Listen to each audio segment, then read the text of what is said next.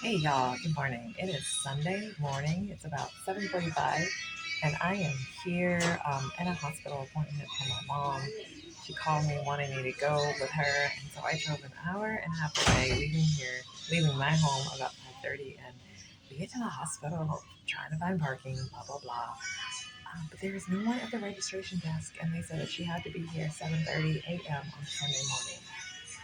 So I have been here before for my own self. So I was like, hey, I know where this place is that they're or wanting me to go. She has to get an MRI. And so we go into the MRI imaging place and there's no one here. And there's like a little sign that says, if you hear no one's here, call this number. So we call a number and apparently they had asked her to leave this place and go back to the very front of the building, um, which is a good walk. It took us about 5 minutes to walk here from the front of the building.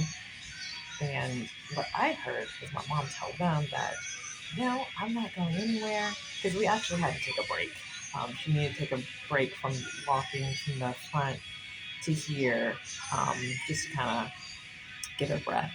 But anyhow, long story short, she was like, I am an older woman. I mean, she's not yelling. She was just very firm. She was like, I'm an older woman, and I am tired. It's early in the morning. I was told to be here at 7:30. I'm here on time. There's no one here to check me in, and now you're telling me to go to some other place. And the first place that you told me to, there was absolutely no one there, and it said the registration desk was closed. She was like, I'm not moving. And so they told her that just to wait till 8 o'clock for someone to come. But in the meantime, there was another patient that came who drove an hour and a half away, and there was no one here. And she was like, they told me to be here at 7 a.m. She was mad. She was like, they told me to be here at 7 a.m. I drove an hour and a half away. I'm missing church. They're not playing with me this morning. So here's a tip.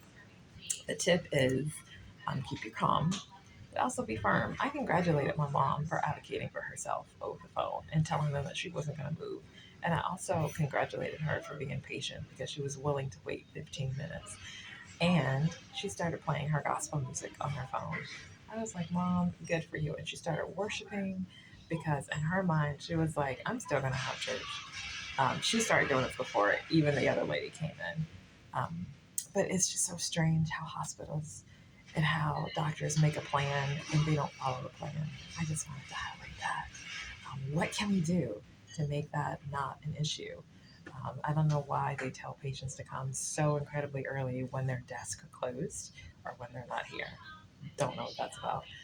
Um, but I know for these two women, they were here before the time that they were supposed to be here or the time that they were told to be here.